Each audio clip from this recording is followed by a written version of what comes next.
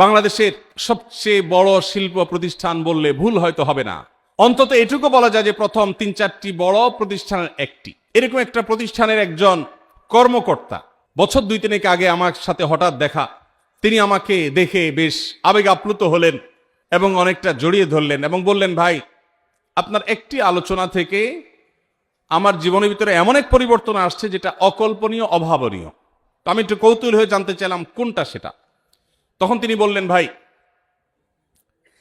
আমার জীবনে এমন একটা রোগ হয়েছে, যেই রোগ ট্রিটমেন্ট করার জন্য দেশে বিদেশে বিভিন্ন জায়গায় গিয়েছে, কোনো চিকিৎসা এর আমি পাই নাই। শেষ পর্যন্ত আশাহত হয়ে চাকরি ছেড়ে দিয়ে, শহর ছেড়ে দিয়ে গ্রামে গিয়ে বসবাস করা শুরু করছি এবং মৃত্যুর জন্য অপেক্ষা করছি।